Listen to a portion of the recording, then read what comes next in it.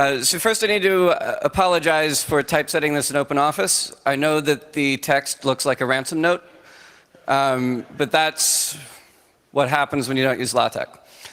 I'd also like to give a shout out to Colin Mulliner if he's here, and our dinosaur rock band. We're a Christian rock band. We're called Jesus Lives in the ISS, and so what we do is, we know that he's always watching us, but we think that it's easier for him to hear our prayers when he's, in an orbit that passes over us. So we need to use orbital tracking to know when to pray.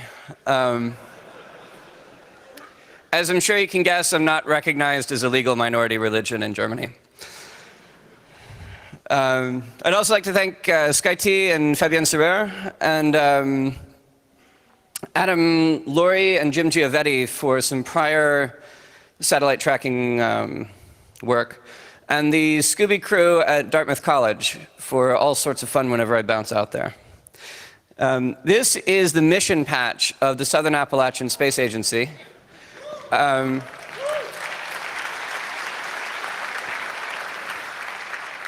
This is drawn by Scott Bybin, and there are a few pieces of my people's native culture that I need to point out here. On the right, the little dinosaur type thing with his finger going out, you might call him E.T., but we call these things boogers. They're like this tall and they're green, and that's why the man on the left has a shotgun. Because he doesn't want to be abducted, you see. And we've got the satellite dish in the middle, and it's sitting on cinder blocks, because that's also a piece of my people's native culture. There's a moonshine still in the background.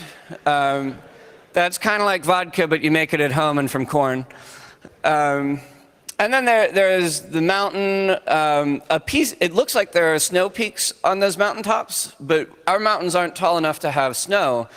These are actually that we've blown off the lids of the mountains for coal mining, which is another piece of my people's native culture. And at the top in space, you can see the International Space Station, and you can see a banana, and you can see what I think is a bolt. This just signifies space trash. I mean, there's a lot of stuff up there. And, it's symbolism that matters in these things, So, at Berlin Sides in May of 2012, I did a lecture on reverse engineering the Spot Connect. The Spot Connect is a little hockey puck type thing. This is what it looks like. And these things are great. It weighs a bit more than your cell phone, but it runs off of a couple of batteries. It connects to your phone by Bluetooth. And originally, these were emergency locator beacons. So if you were going hiking, have any of you seen the movie where the guy has to cut off his arm with a dull knife? Well, if you're hiking and you don't want that same experience, you buy one of these things, and then there's an emergency button you can push that transmits your GPS coordinates by satellite to rescue workers. But that was boring, so they had to add social media. So in addition to keeping you from chewing off your own arm, this device will also allow you to tweet and to make Facebook posts.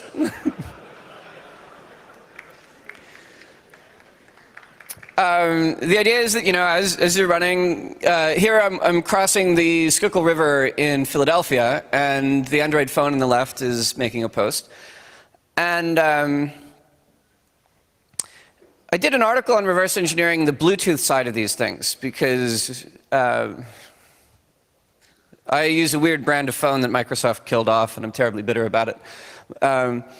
But I also figured out the physical layer, and that's what this diagram shows. This transmits at 1.125 gigahertz, sorry, 1.6125 gigahertz.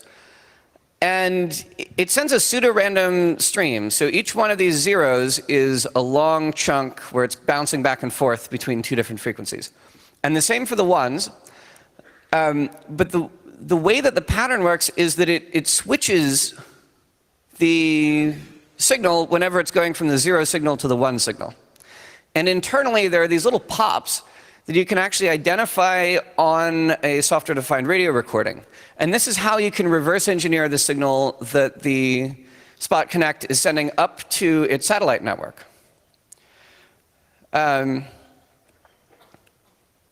Everything is clear text on this, and it's completely unencrypted. It just has your serial number, your GPS coordinates, and a bit of ASCII text. So if you listen on this frequency and you have the correct recording software, you can actually watch all of the Spot Connect messages that are transmitting up from your location. And this would be great, except that this is designed for hiking in areas where there's no cell phone service. So having an antenna on the uplink frequency is kind of useless. You know, you would actually have to go out to a national park, find some guy who's about to chew his arm off, and then you could listen to his uplink where he's like tweeting, "Hey, I'm going to chew my arm off," you know. So that's great as a proof of concept, but it's not really anything practical. So the current state of that was that I knew the protocol and I could sniff the uplinks, but I wanted to sniff the downlinks. So it's easy for me to get the thing that goes up to the satellite, but what I wanted was what comes down from the satellite. And that requires a satellite dish. But a geostationary dish isn't good enough, because the satellites that run this network, there are a lot of them, it's called the Global Star Network, they fly really low across the Earth. And they fly across the Earth in very tight, very fast orbits. So they'll move from horizon to horizon in 15 to 20 minutes, which means that you either need like a sweatshop army of kids, you know, trying to aim the satellite dish as it's going across, or you need to make it computer controlled. So stepping back from the Spot Connect for a little bit and discussing some prior research, Adam Laurie did some work with a geostationary satellites. These are the satellites that stay in one position in the sky. He gave 2 sets of talks, one in 2008 and the second in 2010. And he used a DVB-S card connected to a satellite dish with a dissect-C motor so that he could move a satellite dish left and right in order to scan a region of the horizon. His tool is publicly available. It's called SatMap. You can grab it at this URL. And then after he finds a signal, he has a feed scanner.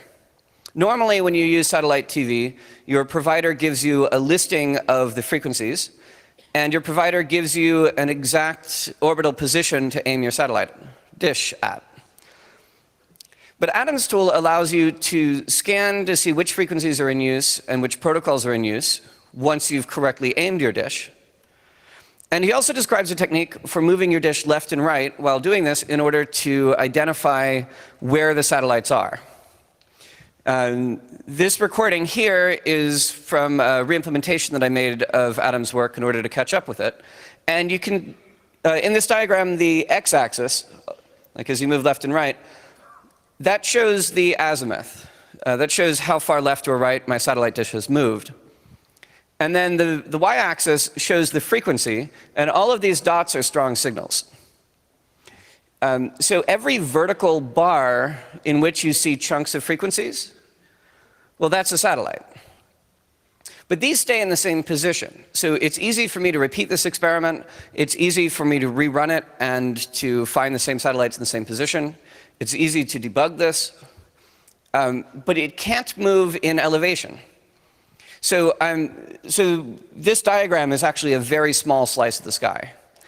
We're looking at a single line, maybe 10 degrees across. Maybe only 5 degrees across. So hacking KU band, the television satellites, has the advantage that you can use cheap standardized hardware. I bought one of these DVB-S cards in Mauer Park in Berlin for €3. You can use standardized dissect motors. You can buy them at a satellite TV shop. TV signals come with video feeds, so you can actually see pictures. There was a scandal about 4 or 5 years ago where they were finding drone feeds that were being bounced across these satellites. In the 90s, it was very popular to listen to the sort of unedited sections of interviews when people would be interviewed over a satellite, before Skype and such things became options. And there are also networking signals here using TCP/IP packets. So you can actually turn your DVB-S card into promiscuous Ethernet adapter and start sniffing all of the traffic that comes across. This is also a great way to get free downlink bandwidth, because you can just flood packets at an address that you know will be routed to you, or several addresses, and then you sniff it out as the legitimate receiver ignores it. But it also has some disadvantages. It only works for geostationary satellites. If the satellite does not stay in the same position relative to the ground, then you can't track it. Your dish also moves very slowly, and it only moves left and right. It won't move up and down. And you're limited to standardized signals. So while it's great that you get video and TCP/IP, you're never going to get anything weird. You're not going to get any mobile data. You're not going to get any Brazilian truck drivers. We'll get to those in a bit. I misspoke. You actually will get Brazilian truck drivers in this. So I bought a satellite dish. One of the best things about living in America is that you can buy industrial hardware cheap as dirt on eBay. I know things aren't like they used to be, and you can't buy human children anymore. But this satellite dish here on the left, the one in the radome, that's my dish. And to the right, that's the boat that it came from.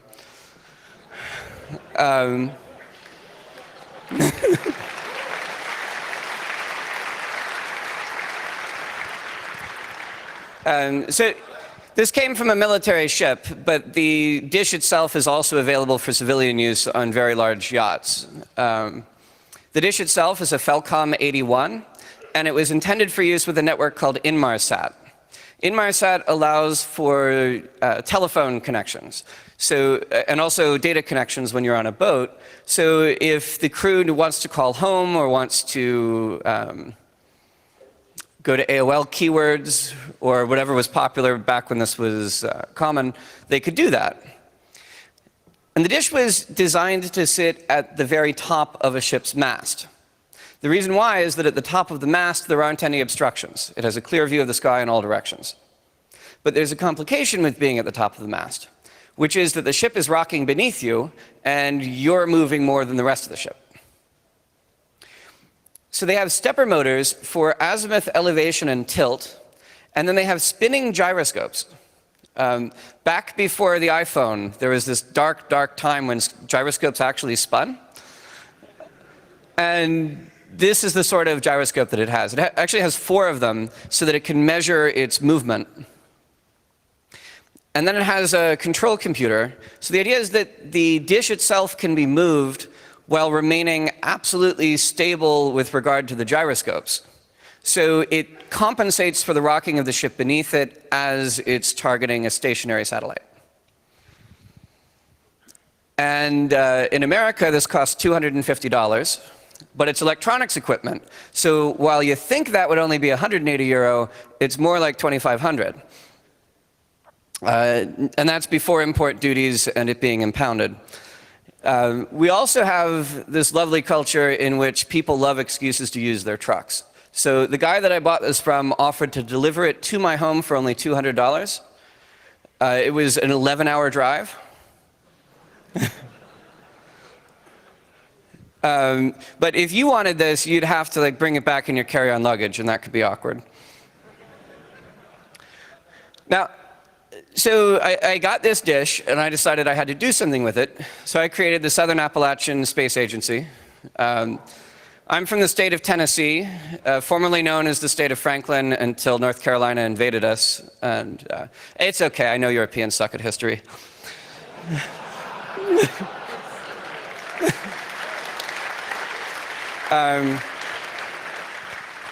Now I'm trying to think of how to show you on a map where Tennessee is without having a map. But, you know, it's okay, I know you suck at geography and we'll forget it soon.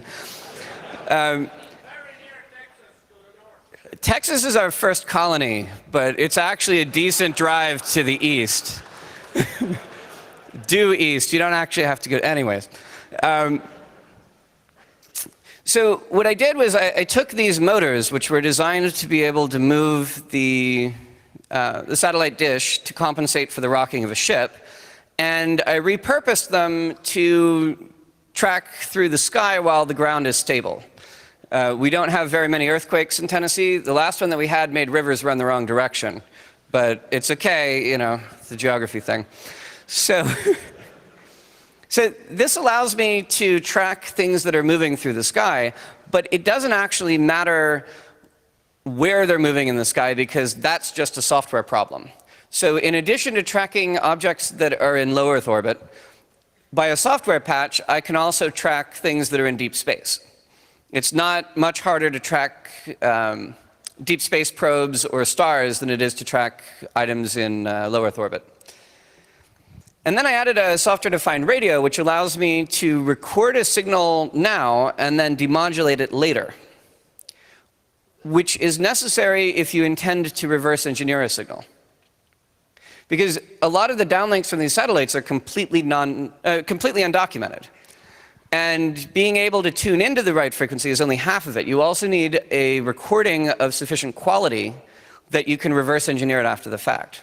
We're sort of spoiled by software-defined radios in that when doing software-defined radio work, we usually have a very good signal to work from.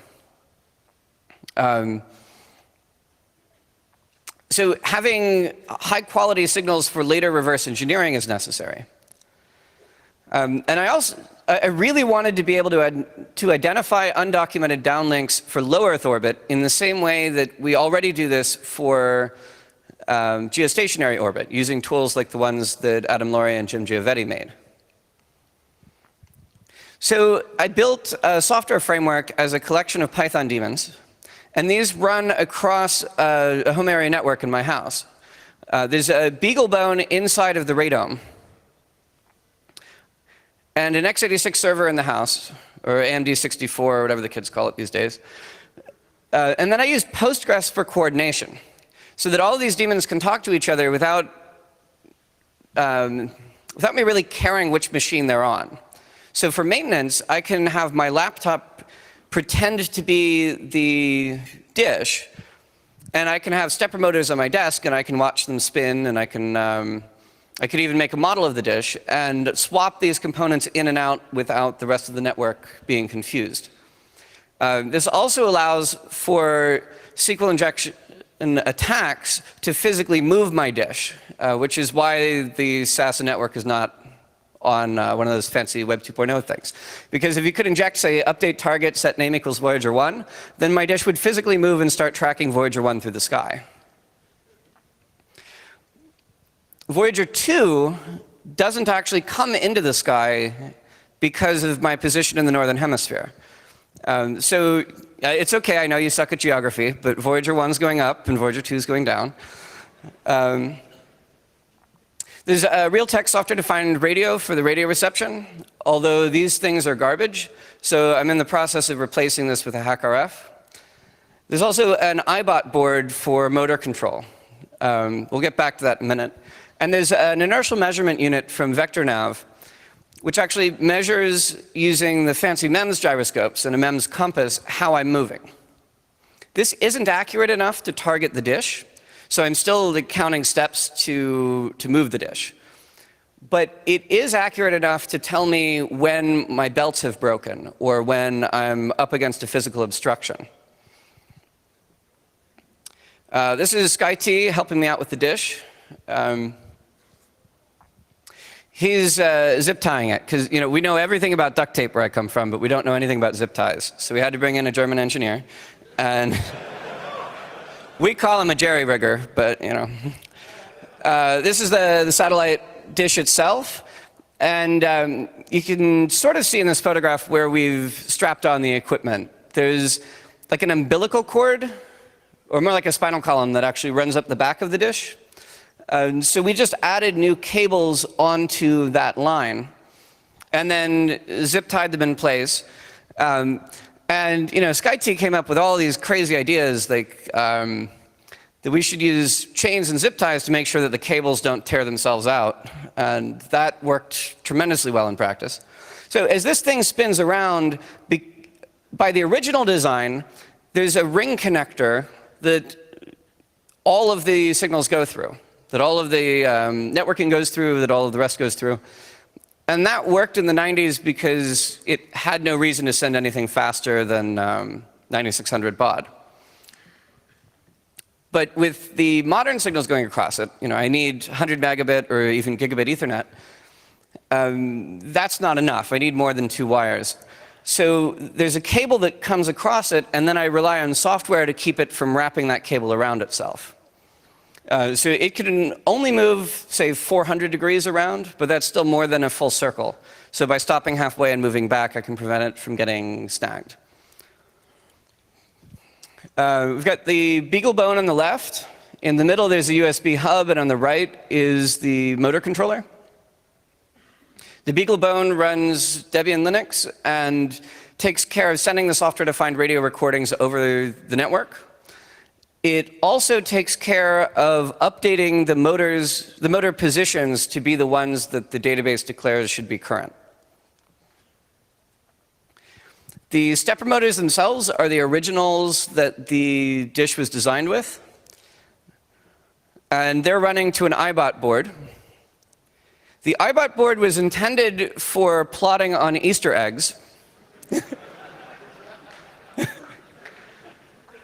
I feel, isn't that neat?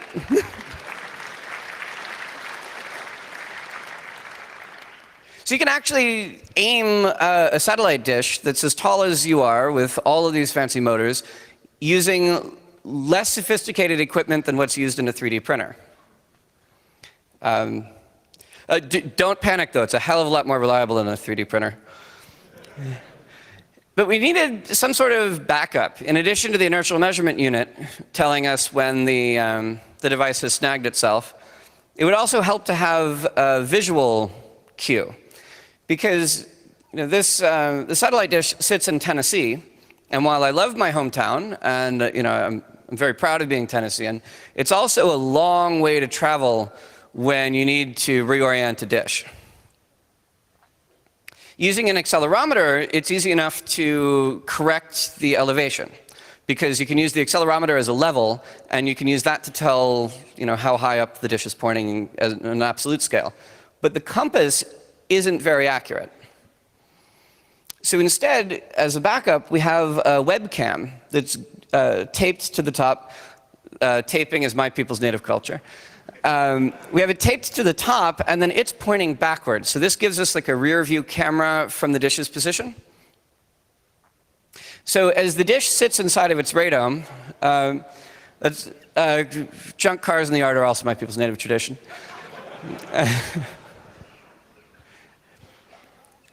So, the dish sits there next to my brother's Toyota Supra, and that thing, that thing flies as soon as it gets an engine put back in it. So the dish sits there, and it's moving, but externally, you can't see where it is, which means that I can't call my family in Tennessee and blackmail them into yet again looking at my dish to tell where it's pointed. There are bolts that hold this down. It takes half an hour to remove the lid, another half hour to put it back on. So instead, we took the radome. That's Frank. He's my cat. Give a cheers for Frank.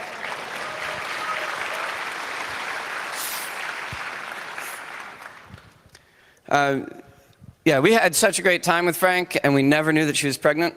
If you happen to need kittens and want to pay the customs fees, I'll hook you up. So then we took tape and ran tape down the edges of the radome, and then marked it. So from the markings, you can tell which clock position the back of the satellite dish is pointing at. So if you point the dish toward 12 o'clock, you know that you're roughly at 6 o'clock, so you know that it's pointing south. And then you can sort of scan the sky for a stationary target and navigate off of that to recover your position. Software-wise, now remember, the whole thing runs through Postgres. So I just tunneled Postgres over SSH, and then I wrote a Python client that displays the satellite positions and the satellite state in Pygame. This is intended for making those games where you see the rabbit and the rabbit jumps on the other rabbit. But it works, and it works perfectly well enough to target the dish, because all that this software has to do is plot the positions of the satellites and give orders back to the database when I click on a satellite or click on a position. It can also display stars. So the red items are satellites which are not selected. The green item is GOES 3, which is the satellite that I'm targeting. And then the white items are stars in the sky. Now, this is a plot in which the azimuth is on the x-axis and the elevation is on the y-axis. But I can also arrange it into a polar plot, which sort of gives me an upside-down view of the satellite dish looking at the sky. And I doubt you can read it, but just above the green circle in the center, that's Polaris, which is the North Star. It's also weird because, working on this, I thought that I got really good at astronomy until I realized that I only knew what the stars looked like during the day. And it being Pygame, you can actually run it on a mobile device. So the same client that runs on my laptop can also run on my Nokia N900.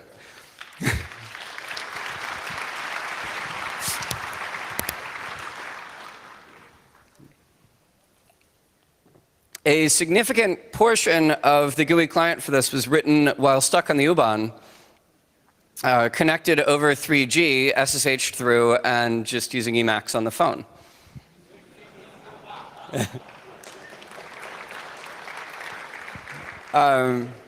If you're one of those people who needs to complain about the N900 being too old, it also runs on the N9. And then you can take the data out of this and you can run it through scientific software. In addition to the software-defined radio recordings themselves being dumped out to like a text file or a binary file on disk, you can also dump out things like the received signal strength indicators.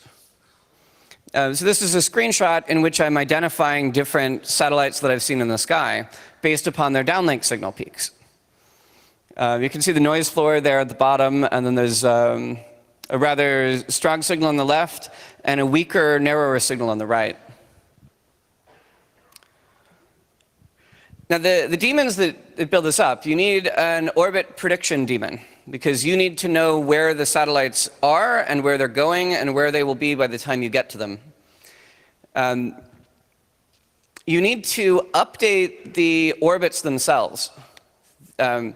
Low Earth orbit satellites are described in TLE files. These are called two-line entry. And they're called two-line entry because they're 3 lines long. These were originally used by NORAD for intercontinental ballistic missile tracking. Because a ballistic missile is basically in orbit, it's just that that orbit happens to collide with the Earth. But this format isn't terribly accurate for satellites that adjust their own orbit. So anything that has fuel or has engines or changes mass will vary its position. And this also doesn't account for drag.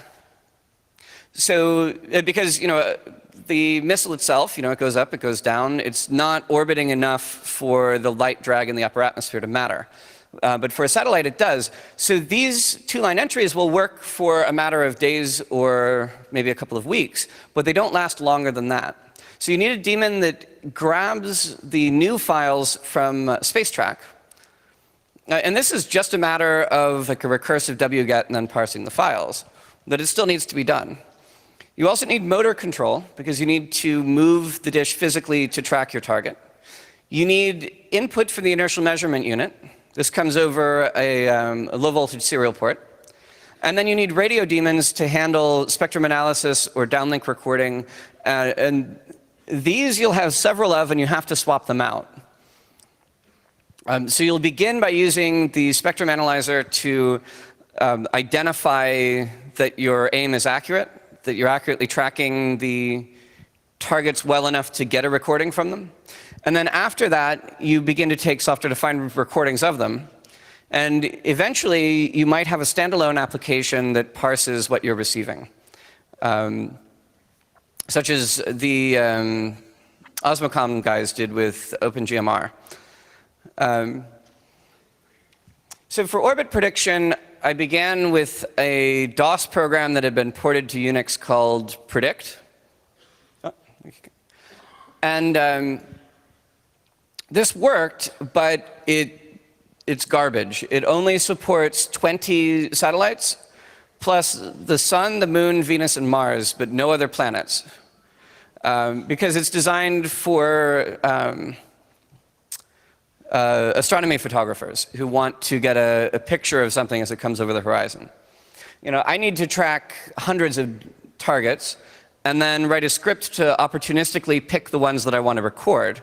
Because otherwise, you have to set an alarm clock for the half-hour pass in which you can play with something.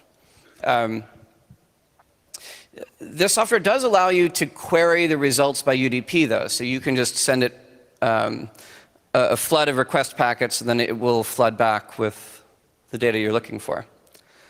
So I switched to a library called PyFM, which allows you to track hundreds of birds. It has no UDP nonsense. It will also calculate satellites, planets, and stars. And the really nifty thing about this is that you tell it, it being a library, you tell it when to update the individual object that you're interested in. So you can update objects that are out of view or uninteresting more slowly than the ones that you care about. So I managed to track every single item in geostationary orbit.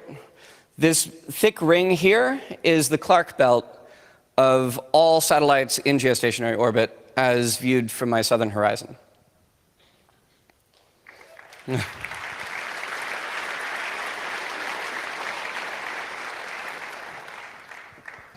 The two-line entry files you can get freely from celistrack.com.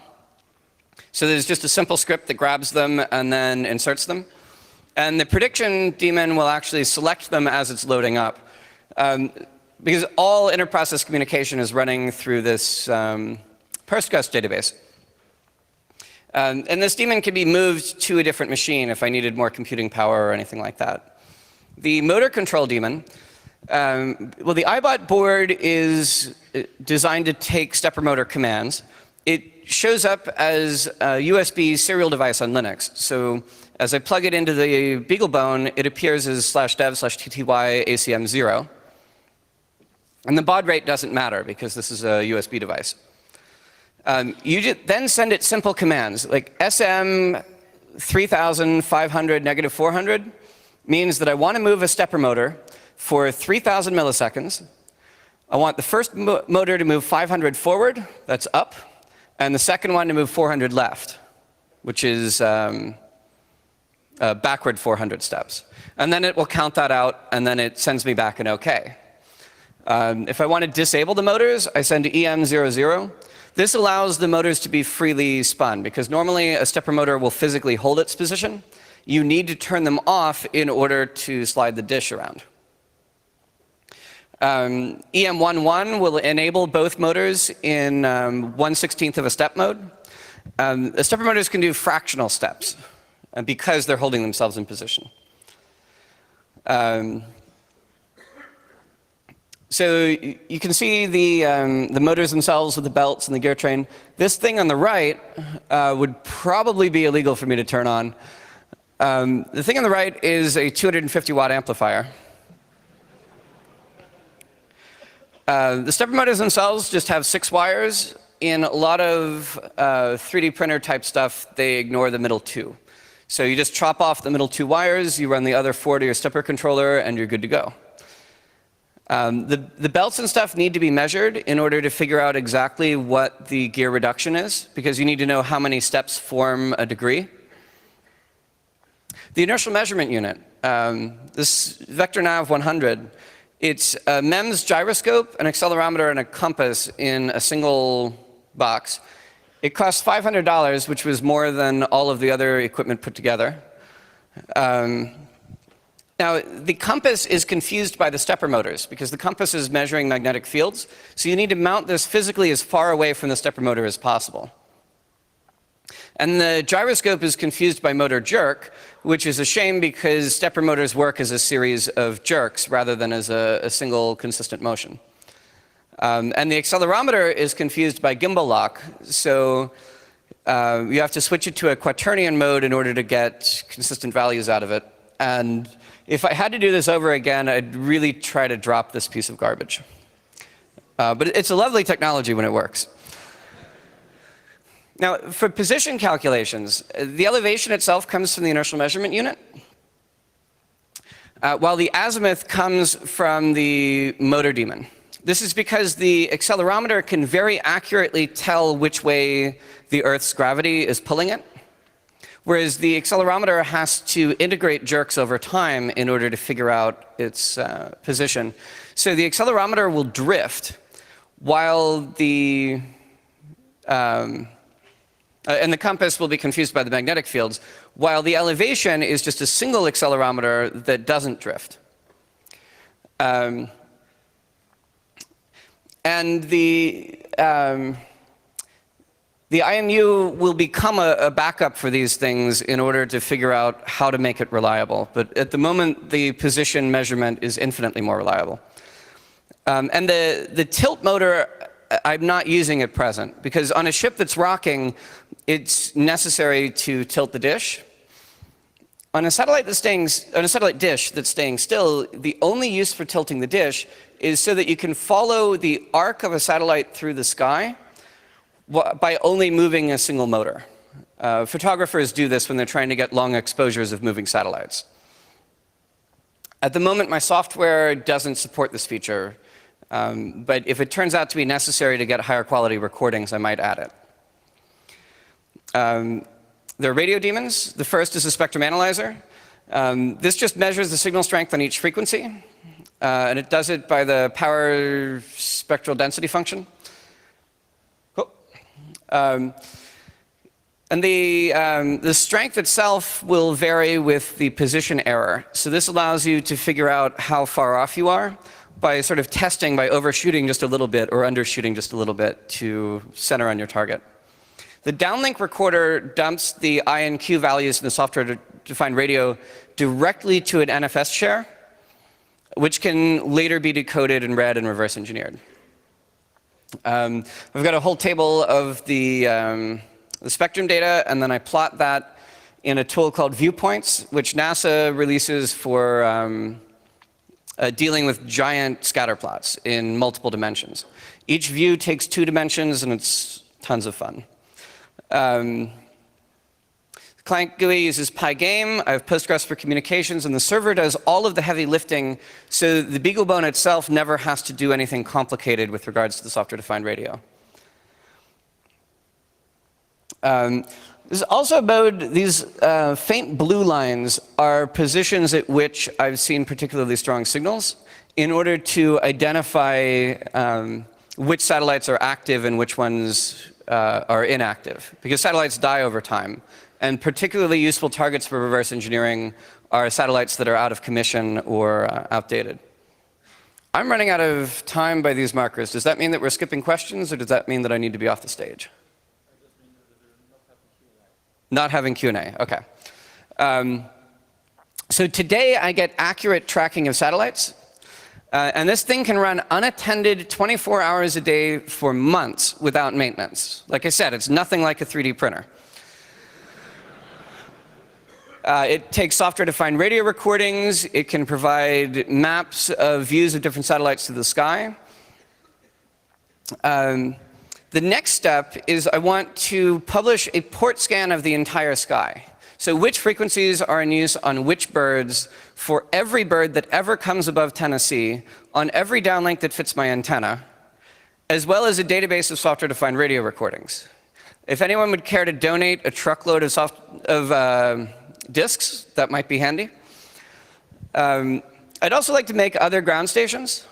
The software that I've written ought to be portable to new hardware, so there's nothing that should keep you from being able to port this to run on your own dish. And I have a large yard, so I could conceivably have a dozen of these things. Another way that you can do it, and the way that it's traditionally done for, say, cube satellites, is having Yagis or other loosely directional antennas in order to receive the signals. I went with a dish because I wanted more selectivity. I wanted to be able to get reverse engineerable recordings rather than intentional ones for which I already knew the downlink protocol. So this is my van.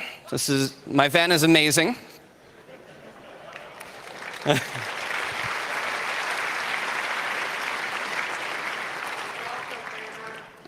Thanks to Nick Farr. I had a bit too much to drink in Montreal, and I called Nick Farr and I said, Nick, I want a duck. A DUKW, like those amphibious troop transport vehicles. And Nick said, sorry, I can't get you one, but do you want a news van?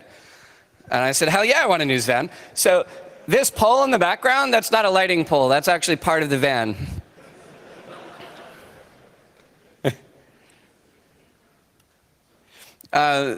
This is the antenna retracted.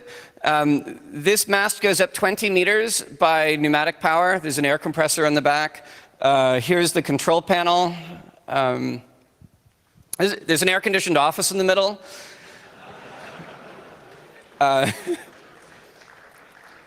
This has 4 19-inch server racks, as well as some AV equipment that was left over. I was particularly excited about the video monitor, which supports PAL, which you folks are familiar with, NTSC, or Never the Same Color, which is my people's native culture. But most importantly, it does SACAM, system essentially contrary to the American method.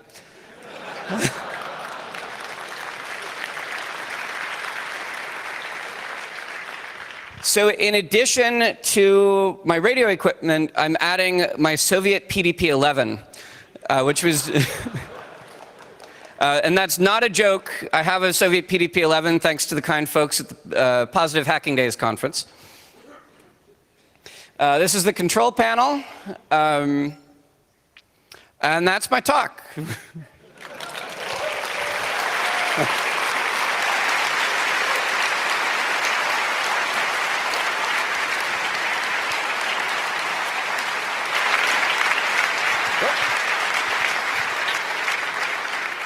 Thank you so much. There actually is time for Q&A now. Well, first I'd like to introduce you to my cat. If we could go back to the prior image. This is Frank. We didn't know it at the time, but Frank was knocked up when this picture was taken. If you'd like kittens, get in touch. Okay. Are there any questions? Great talk. What's the most interesting signal you've decoded so far?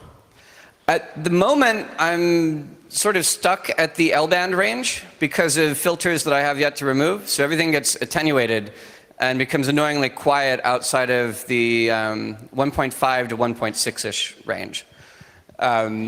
The global star network is what I'm most interested in targeting next. I can't wait to see what people are tweeting while they should be enjoying nature. There's a question from the internet. Yeah, the internet has many questions. So first one was, is there really no authentication or encryption on the Q-band IP services, so you can just spoof at will? And can the birds see the physical location of the source accurately enough to find who is spoofing? I'm not an expert in KU-band. For the downlink, the bird has no clue as to the location of the dish because you're only listening. They can roughly figure out your geographic area because they need to figure out where the spot beam is going. So they might know whether you're in, say, Germany or in France, but they won't know whether you're in Heidelberg or Mannheim. They do have forms of authentication for many satellite networks. Satellite TV is one of the best protected network services because of the satellite wars in the 90s, in which TV pirates would fight back and forth with smart card designers. But there are also many unencrypted links, and because of standard protocols, those are particularly easy to find in KU-band. You've been talking about using RTL SDR from Osmocom, and you were talking about your spectrum analysis program. Is this one working with RTL SDR? So RTL SDR, so I'm using the RTL SDR, not the Osmo SDR, which are separate. The spectrum analyzer is working with the RTL SDR. My complaint about the RTL SDR is that when you have a strong signal next to a weak signal, the weak signal is utterly useless for interpretation. Okay. Thank you. Another question from the internet? Okay. Next question from the internet is, how do you record the radio signal from the dish? At what sampling rate? The RTL SDR samples at 2 million samples per second. As soon as I switch it over to the HackerF, I'll be having 20 million samples per second. The sampling rate can be reduced once the bandwidth of the signal is known for reduced storage. And the recordings can also be compressed. But it's still a hell of a lot of storage.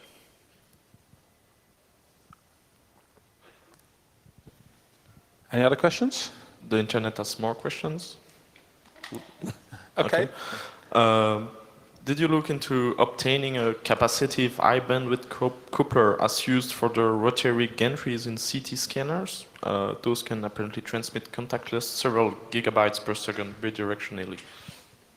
I've not looked into those. It seemed better to have an umbilical cable and to be careful not to snap it. The whole thing was done for a budget of less than $2,000 and could be recreated for less than a budget of $1,000. And so we tried to avoid fancy parts. The local Radio Shack loved us because we'd swing in and buy all sorts of crazy stuff. And as soon as we told them that we wanted the satellite dish to dance Gangnam Style,